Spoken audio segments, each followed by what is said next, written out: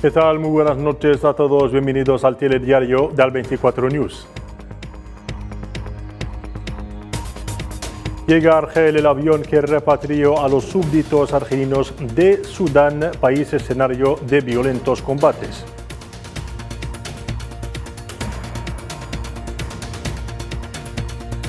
El presidente del gobierno de Unión Libia, Abdelhamid Dbeiba, llama a apoyar al pueblo, mientras la misión onusiana para Libia reitera su apoyo al Comité 6+6.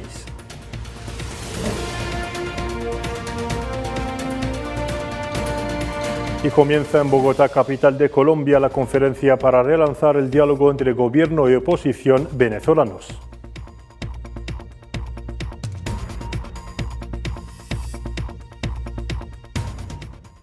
Hola de nuevo. Ha aterrizado hace pocos minutos en el aeropuerto de Argel el avión que repatriaba a los súbditos argelinos residentes en Sudán y al personal de la embajada argelina en la capital Jartum. La operación se dio tras instrucciones del presidente de la República, Abdelmadjid Tebboune, quien había ordenado la repatriación de la diáspora argelina en Sudán debido al deterioro de la situación de seguridad en este país.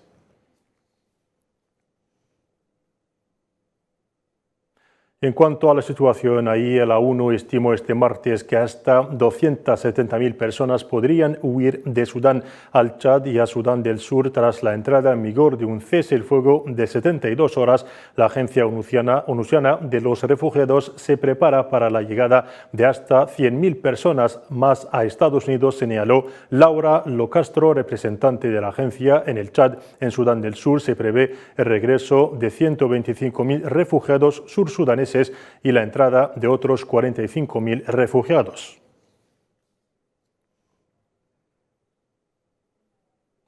La Organización Mundial de la Salud ha alertado este martes de la existencia de un peligro muy alto de riesgo biológico después de que una de las partes del conflicto en Sudán se haya hecho con las instalaciones de un laboratorio que contendría diversos patógenos en la capital del país, Jartum.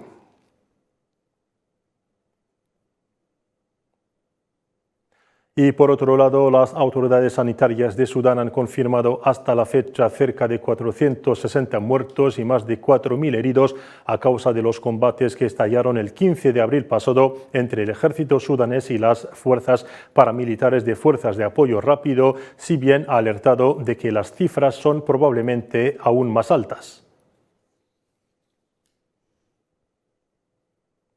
En cooperación, el presidente de la República de Argelia, Abdelmadjid Tebboune, ha recibido una invitación del presidente de los Emiratos Árabes Unidos, Sheikh Mohammed bin Zayed Al Nahyan, para realizar una visita a los Emiratos.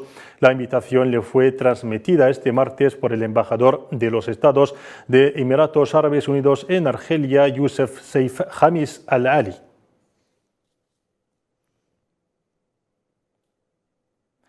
Y otra audiencia concedida por el presidente Tebboune este martes al embajador de la República de Siria, Namir Wahib al-Ghanim, quien le hizo una visita de despedida al término de su misión en Argelia. En esta ocasión, el diplomático sirio elogió la visión del presidente argelino sobre las cuestiones regionales e internacionales, especialmente las cuestiones árabes.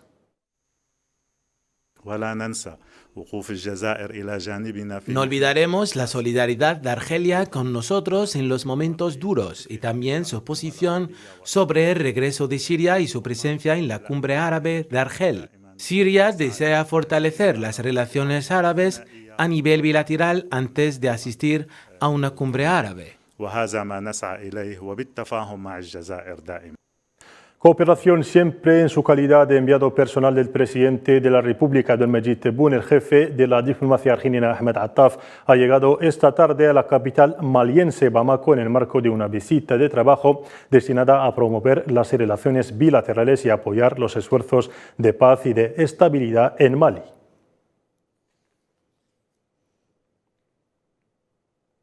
Y anteriormente, el ministro de Asuntos Exteriores de Argelia, Ahmed Attaf, ha sido recibido en la capital de Mauritania, en Nouakchott, por el presidente de la República Islámica de Mauritania, Mohamed Ould Sheikh Al-Ghazouani, en el marco de la visita de trabajo que efectúa a Mauritania en calidad de enviado especial del presidente Tebboune. El canciller argelino ha entregado al presidente mauritano una carta del presidente argelino transmitiéndole su determinación a proseguir la acción conjunta para concretar su ambición común de promover las relaciones de fraternidad y cooperación entre ambos países hermanos. Y sobre la situación en Libia, el jefe del gobierno de Unidad Nacional de Libia, Abdulhamid Dbeiba, llamó a los líderes de seguridad libios a que apoyaran su país y se alinearan con la demanda del pueblo en las próximas elecciones, en el momento en que la misión de la ONU en Libia declaró que prestaría apoyo técnico y logístico al comité de los 6+6. Los detalles a continuación con Belkacem Faid Aishawi. En un escenario de crisis política que vive Libia, el jefe de gobierno libio de Unidad Nacional, Abdelhamid Dbeiba, llamó desde Misrata a los responsables de la seguridad libia la organización de las elecciones antes de finales del año en curso, subrayando que su gobierno continuaría desempeñando su papel hasta que las aspiraciones del pueblo libio se hicieran realidad.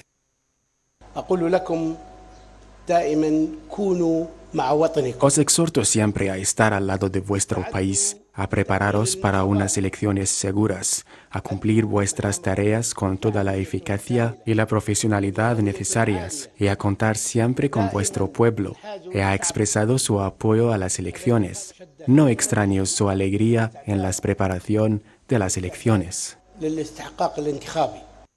Pese al desacuerdo entre el Consejo de Estado y la Cámara de Representantes sobre las condiciones para presentarse a las elecciones, la misión de la ONU renueva en un tuit por boca de su enviado Abdoulaye Batili su llamado a la necesidad de acelerar la elaboración de leyes electorales y brinda su apoyo técnico y logístico al Comité 6+6 formado por los dos consejos a fin de celebrar las elecciones.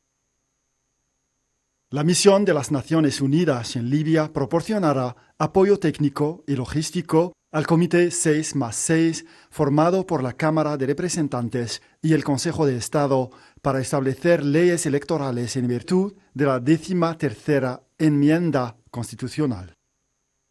La presión onusiana se aumenta sobre la institución legislativa de Libia para que celebre elecciones este año y amplíe el proceso político para incluir a una categoría más amplia de actores, a fin de lograr progresos que allanen el camino para la celebración de elecciones y terminar con las etapas de transición. El ministro palestino de Asuntos Exteriores y Expatriados, Riyad al-Maliki, ha afirmado hoy ante el Consejo de Seguridad de la ONU que 75 años después de la Nakba, el proceso de desplazamiento y sustitución de palestinos sigue en marcha con un único objetivo, a saber, la anexión, subrayando que ha llegado el momento de poner fin a la Nakba. El jefe de la diplomacia palestina ha exigido la protección del pueblo palestino frente a los crímenes de la ocupación, el reconocimiento del Estado de Palestina y el respeto de la Carta de la ONU y de las resoluciones onusianas. El secretario general de las Naciones Unidas, Antonio Guterres, ha propuesto al presidente ruso Vladimir Putin una hoja de ruta que incluye medidas para permitir la extensión del acuerdo sobre las exportaciones de granos de Ucrania a través del Mar Negro. Sin embargo, el Kremlin consideró que las condiciones actuales no son adecuadas para extender el acuerdo, insinuando la posibilidad de retirarse. Al respecto, el ministro ruso de Defensa ha amenazado con acabar con este acuerdo internacional que garantiza la exportación de cereales ucranianos en el marco de la guerra, acusando a Kiev de incumplirlo al bombardear posiciones bajo control ruso en el Mar Negro. Nos vamos a Colombia, donde representantes de 20 países se han reunido hoy en la capital Bogotá en el marco de la Conferencia Internacional sobre el Proceso Político en Venezuela, convocada por el presidente colombiano Gustavo Petro, con el propósito de formular propuestas que permitan lanzar un nuevo ciclo de diálogo entre gobierno y oposición venezolanos. Los detalles con Kahira Mansri. 20 países participan en la capital colombiana, Bogotá, en la conferencia internacional convocada por el presidente colombiano Gustavo Petro, quien espera dar un empujón a las estancadas negociaciones entre el gobierno venezolano y la oposición. A través de este encuentro, Petro ha lanzado un mensaje positivo a favor de una solución político-diplomática de los asuntos entre los estados latinoamericanos. La pregunta que yo me hago es: ¿América Latina volverá a los años 70?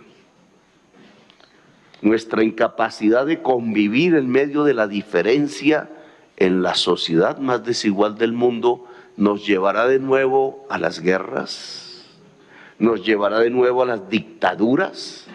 De nuevo tendremos que ver millones de personas exiliadas, millones de personas torturadas, desaparecidas, sin ningún vestigio de derechos humanos, o nos podremos entender entre nosotros y nosotras para establecer alternancias políticas, posibilidades de convivencia unos y otros, manejando proyectos políticos diferentes en una comunidad de naciones que se vaya construyendo al cabo de los años de una manera cada vez más democrática, más libertaria, más pacífica. Gustavo Petro ha insistido en la importancia para Venezuela de ingresar al sistema interamericano de derechos humanos, lo que constituirá una gran conquista. El sistema interamericano de derechos humanos es la propuesta colombiana, es la recomendación colombiana de este gobierno recién elegido, debe fortalecerse como nuestro gran pacto democrático. Le he pedido al gobierno venezolano que ingrese al sistema interamericano de derechos humanos que abandonó en el año 2012 y que por allí podamos encontrar las fórmulas de una mejor democracia. Entrar al sistema interamericano de derechos humanos sería, en mi opinión, una gran conquista. Establecer un sistema, un cronograma de solución al problema electoral venezolano para una decisión libre de su pueblo, indudablemente sería una gran conquista. Y establecer un cronograma de levantamiento paulatino de sanciones también sería una gran conquista. El presidente colombiano logró la semana pasada una cita clave con su par estadounidense Joe Biden en la Casa Blanca, de donde planteó una estrategia que consiste en levantar progresivamente las sanciones a Venezuela a medida que se registren avances en materia electoral. ¿Logrará Petro su objetivo de acercar a las dos partes? El tiempo lo dirá. Y siempre en el mismo orden de cosas, el presidente de Venezuela, Nicolás Maduro, ha afirmado que su gobierno solo retomará las negociaciones con la oposición si el gobierno de Estados Unidos devuelve los activos venezolanos congelados en el sistema financiero internacional. Canciller, presidente Gustavo Petro, canciller Álvaro Leiva, representantes de los 20 gobiernos que van a esta conferencia internacional por la soberanía y la paz de Venezuela, en Bogotá. Si alguien de ustedes quiere, aspira que las negociaciones políticas entre este sector minoritario de la oposición, llamada la Plataforma Unitaria, y el gobierno bolivariano y chavista de Venezuela, vuelvan a México, solamente tienen que hacer algo. En el comunicado oficial que ustedes aprueben, pongan la exigencia de que el gobierno de Estados Unidos de Norteamérica deposite los 3.200 millones de dólares secuestrados en las cuentas bancarias que tenemos en el exterior. Y en cultura, Argelia despliega muchos esfuerzos para la preservación del patrimonio cultural inmaterial en África. En esta ocasión, el Centro Regional de Argelia para la Preservación del Patrimonio Cultural Inmaterial en África, en colaboración con la UNESCO, ha organizado un taller que ha reunido a más de 40 expertos de distintas nacionalidades. Esta reunión servirá de base sólida para las recomendaciones a favor del patrimonio cultural inmaterial africano, lo que permitirá a todos los actores en este campo mirar de manera científica y participativa el estado del patrimonio en el continente africano. Y hasta aquí llegamos al fin de nuestro telediario. Gracias por su atención. Les recordamos que la información continúa en nuestras diferentes redes sociales. Adiós.